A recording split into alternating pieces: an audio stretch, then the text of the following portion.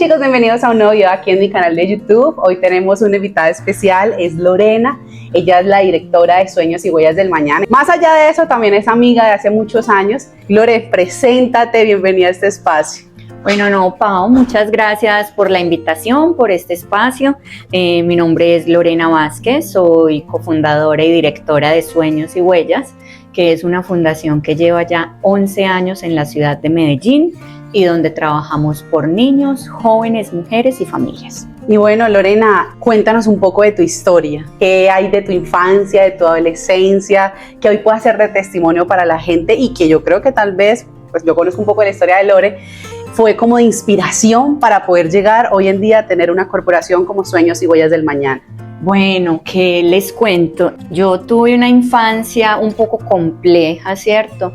Hija de una madre adolescente. Mi mamá me tuvo cuando tenía 16 años con un hombre mucho mayor que era casado, tenía sus propios hijos y obviamente mi mamá no tenía los recursos económicos para sostenerme. Entonces ella me tuvo que llevar donde unos tíos que para mí son como mis papás. Y ellos estuvieron muy al tanto de mí. Yo creía pues como que eran mis papás como hasta los 5 años. Y después de eso pues volví a vivir con mi mamá. Mi mamá tomó pues como las riendas en ese momento y viví con ella como hasta los 11 años y ahí fue donde empecé a conocer los inquilinatos, especialmente del barrio Lovaina, de Aranjuez, en Prado Centro. Y era un entorno muy difícil, muy complejo, porque muchas veces pues mi mamá siempre tenía que trabajar, entonces estar encerrada en estas habitaciones, en estos espacios, se convive con personas muy diferentes, porque no es tu núcleo familiar, no es tan entorno de cuidar niños, y precisamente de ahí nace como un propósito de vida, ¿cierto? Yo desde muy niña,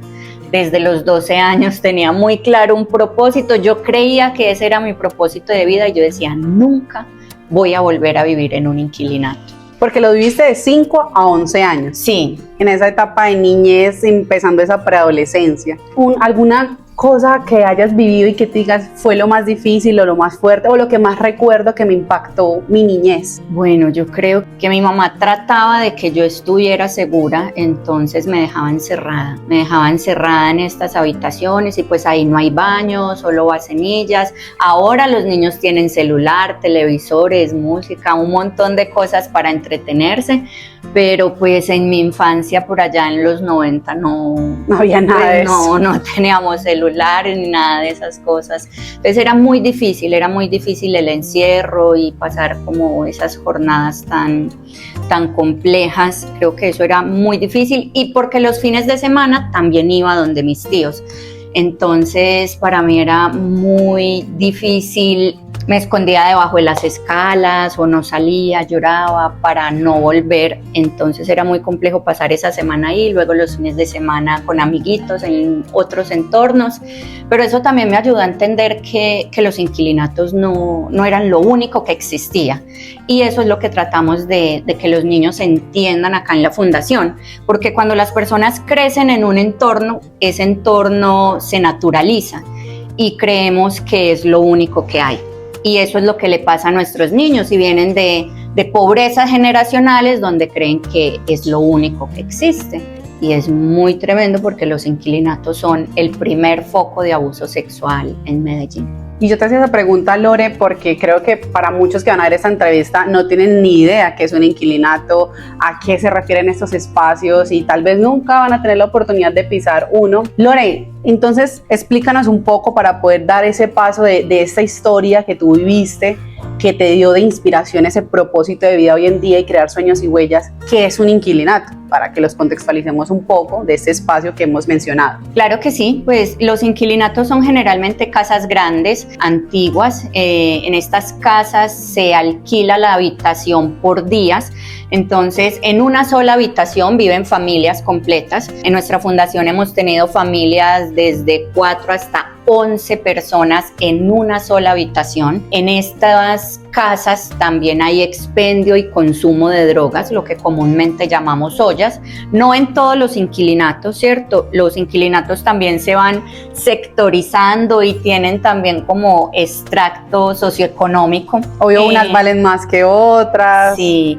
y quien tiene para pagar el día es quien puede vivir allí, ¿cierto? Y muchas veces cuando se les acumulan los días y no tienen con qué pagar, pues se quedan con sus cosas y los echan a la calle. Entonces es muy complejo porque donde vive una mamá con sus hijitos, puede que en la habitación de al lado hayan personas que venden y consumen o personas que se dedican a delinquir. Son el primer foco de abuso sexual en la ciudad porque muchas veces hay un solo baño hasta para 50 personas. Entonces para un niño ir al baño también es, o sea, el solo hecho de ir al baño ya acontece un riesgo. Sí, no tienen su propio espacio y se vuelve un tema complejo. Y si a uno a veces le cuesta que está viendo con la mamá o el papá o el hijo y este usó el baño, este dejó la tapa, no sé cómo, y ahora imagínate 50 personas en una misma casa compartiendo el mismo baño, ¿verdad? Que muchos somos privilegiados. Lore, entonces, hasta los 11 años, ¿y qué pasa en ese momento de los 11 años? ¿Dejas de vivir en inquilinatos? Pues sí, mi mamá empieza a hacer su vida con su pareja sentimental y yo puedo volver donde mis tíos nuevamente y empiezo mi bachillerato, aunque éramos una familia muy pobre porque los hijos propios de ellos son 3 y aparte éramos otros 2 primos, entonces éramos 5 hijos y solo trabajaba mi papá, solo trabajaba mi tío. Entonces, aunque la situación económica era compleja, siempre nos inculcaron que el estudio era la única forma de salir adelante, que había que estudiar, que el trabajo digno, el trabajo honrado, honesto, era la forma de verdad de salir adelante y de hacer las cosas. Y nosotros éramos como en lo de las películas, ¿cierto? A mis hermanos les tocó que llegaba a prestarse la camisa, cambiasen los zapatos para poder ir a estudiar. Unos en la mañana, otros en la tarde. Sí, literal. Pero pues en medio de las dificultades económicas pues también había una familia amorosa, una mamá muy dedicada, el estudio fue fundamental y ya como desde la adolescencia yo empecé ya a trabajar, hacía muchísimas cosas, luego con mi hermano vendíamos carne asada, trabajar en lo que fuera y con eso empecé a pagar mis estudios, al mismo tiempo que hacía el colegio empecé a hacer una técnica para que cuando me graduara del colegio ya tuviera como algo que hacer, las prácticas, algo en que trabajar, tenía muy claro que el propósito de vida tenía que estar enfocado en hacer algo diferente y en la educación. Y en no volver a un inquilinato. Y en no volver a un inquilinato, y eso fue algo que yo fui como echándole tierrita, que luego ya para mí estaba como muy enterrado. Y desde mis 18 años empecé a trabajar en fundaciones y en organizaciones sociales. Y para mí era muy claro que era el servicio, ayudar a la gente. Terminé mi universidad becada y me enfoqué muchísimo en el servicio social.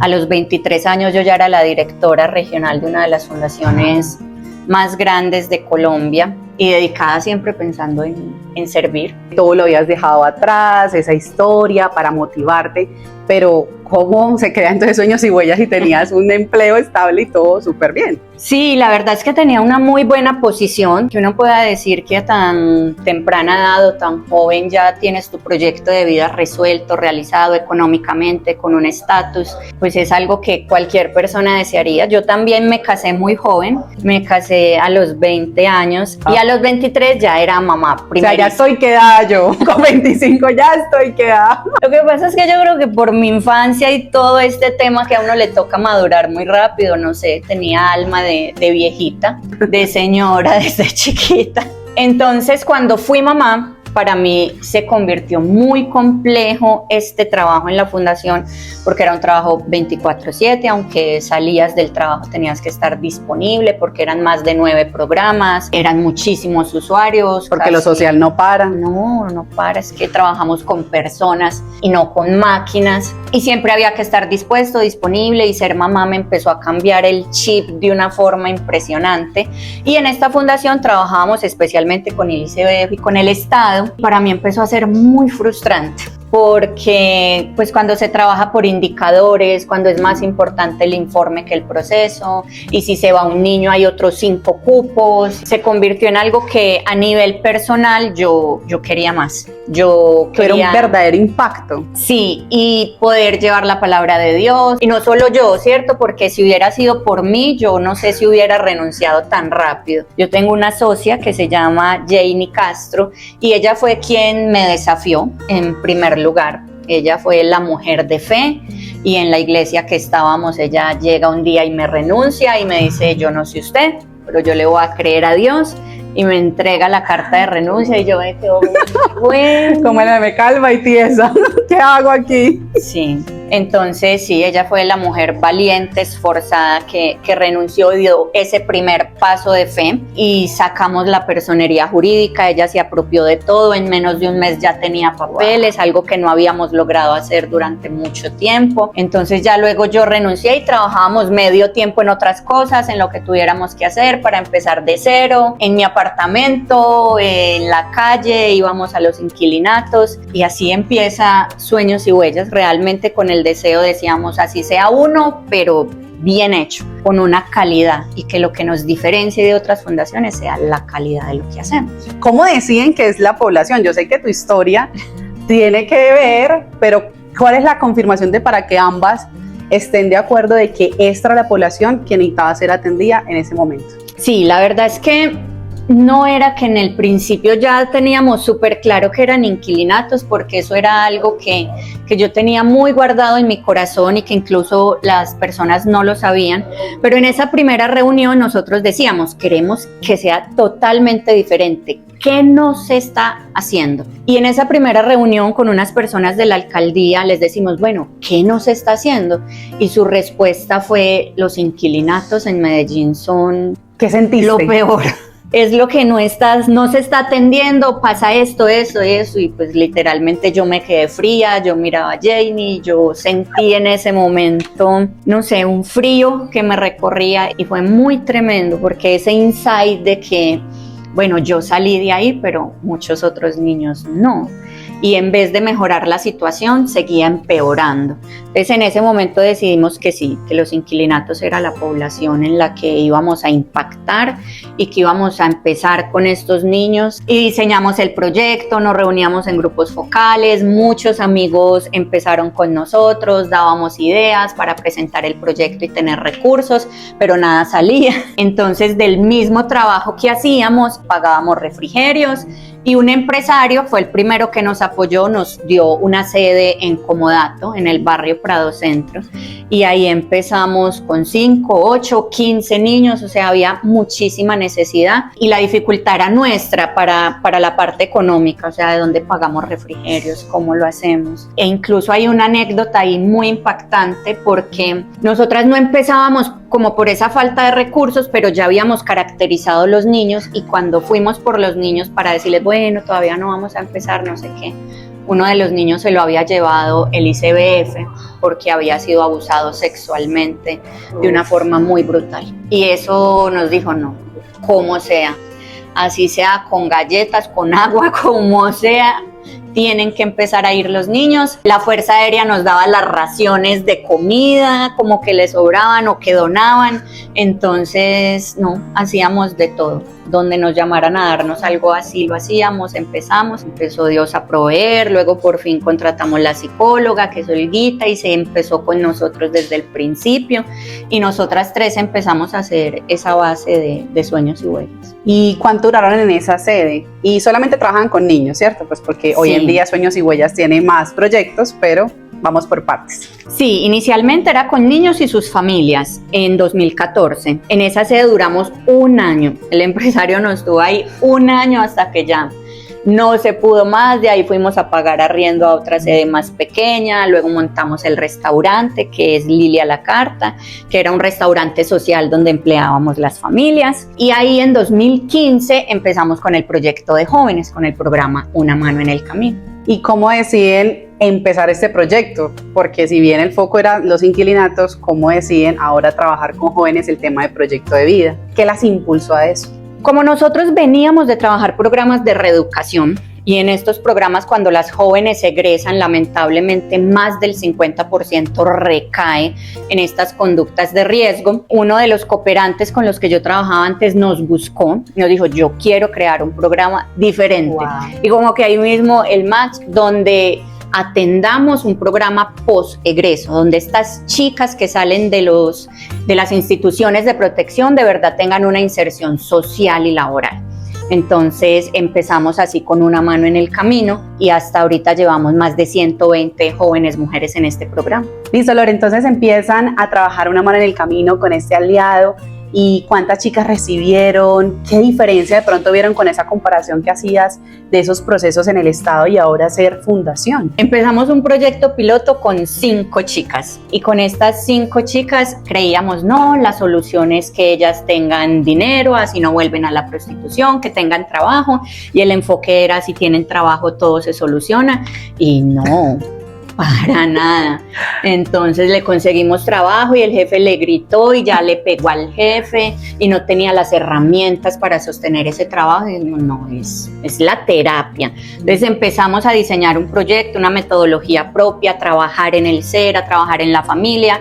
Es un proyecto muy integral que trabaja 7 áreas, desde pedagogía, proyecto de vida, economía, laboral, psicología, trabajo social y la parte espiritual. Entonces, si nos enfocamos en todo el ser de la chica de forma integral y en cuáles son sus deseos, sus anhelos, pero también sus capacidades, a diferencia de otras fundaciones que, pues, no sé, hay 20 cupos para confecciones y entran Aprenda 20. Y hágale. Eso, acá es cada chica, desde la que quería ser enfermera, astronauta, arreglar uñas, porque llegaban unos perfiles de que querían ser árbitro y astronauta, y empezar a trabajar en ese proyecto de vida y cómo hacerlo es lo que nos ha dado un proyecto tan exitoso. Una tasa de éxito del 96%, wow, donde las jóvenes terminan el bachillerato, inician una carrera técnica o tecnológica, algunas universidad. A través de esas becas que ustedes ayudan a gestionar. Claro, hacemos gestión total y algunos proyectos las subvencionan también, y su primera experiencia laboral. Entonces hay jóvenes que tienen que estar completamente independientes y hay otras jóvenes con las que logramos recuperar su vínculo familiar. Y Lore, actualmente solo tienen estos 2 proyectos, o cómo ha venido creciendo la fundación ya siendo 11 años aquí en Medellín. Sí, la verdad es que Dios nos ha respaldado de una forma muy bonita. Tenemos varios programas, tenemos Niñez en Familia, que son los chiquis de los inquilinatos y sus familias. Una mano en el camino con las jóvenes mujeres.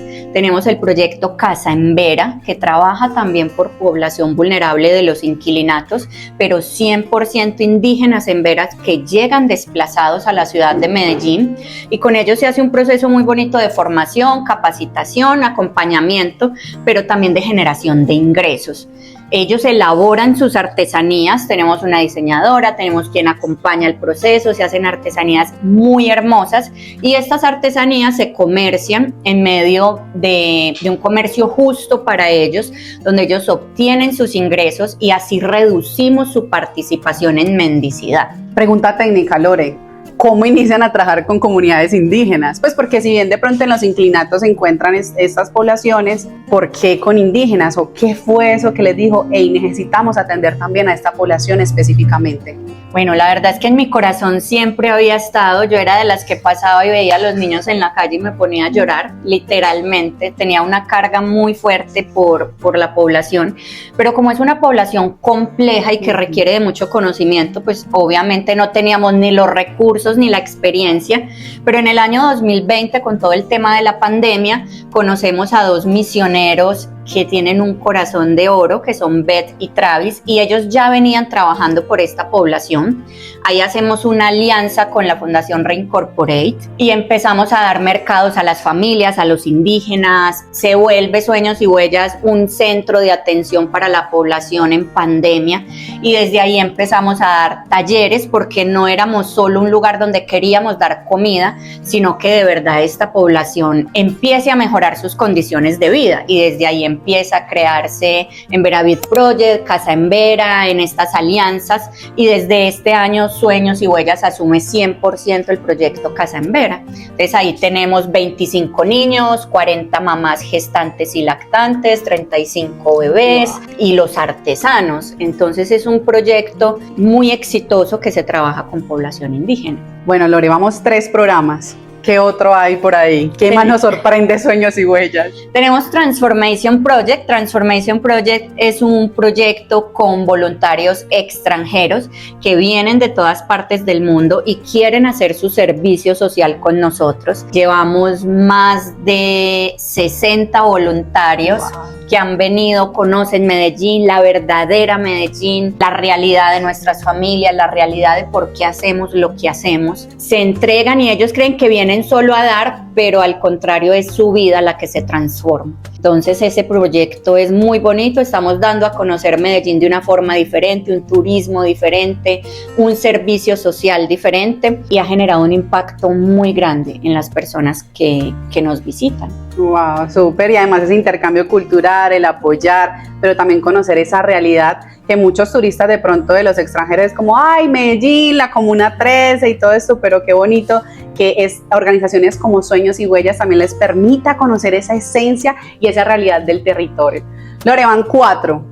¿Algo más? ¿Alguna otra sorpresa? Bueno, tenemos una tienda que se llama Reclothes. Reclothes es una tienda de moda circular.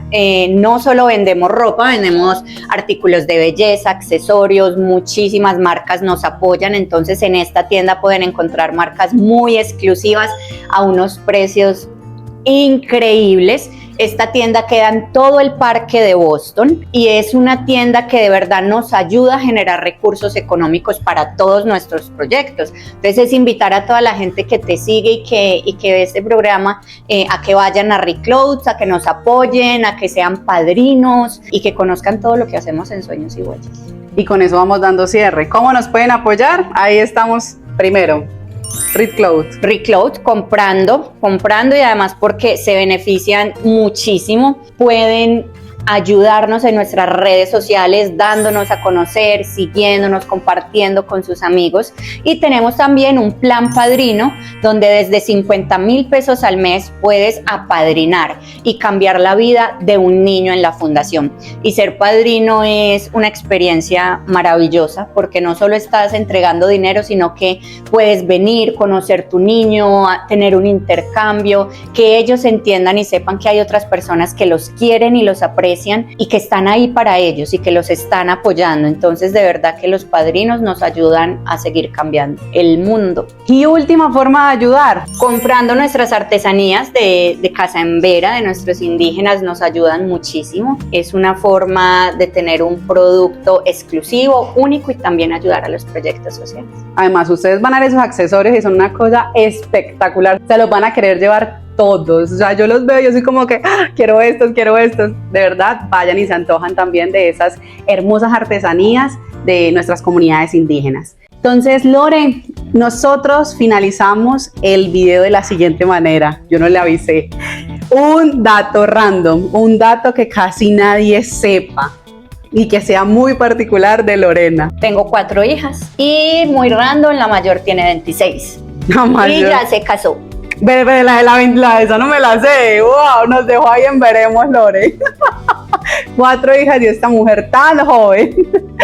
Bueno, Lore, mil gracias por este espacio, gracias por, en medio de tu agenda apretada como directora de esta fundación, sacar este espacio, compartirnos este proyecto de esta fundación, de estos programas. De verdad que es muy bonito ver cómo algo que en algún momento fue tu pasado y que dijiste no voy a volver, es hoy en día esa inspiración y ese motor que tal vez tú no lo pensaste, pero Dios sí, para poder transformar las vidas de otras personas e impactar esta generación y esta ciudad. Sí, la verdad es que es un propósito de vida y es algo que le pedimos a Dios y es que todas las personas que lleguen a Sueños y Huellas encuentren un propósito en ayudar, porque yo creo que todos queremos ayudar, pero no todas las personas saben exactamente cómo hacerlo. Entonces, si tú quieres tener un servicio social, quieres ser voluntario, quieres ayudar a cambiar el mundo una vida a la vez, puedes venir a Sueños y Huellas y aquí estaremos con los brazos abiertos. Súper bienvenidos, acá están en Prado, pueden visitarlos, también apoyar de las diferentes maneras que nos comentaba Lore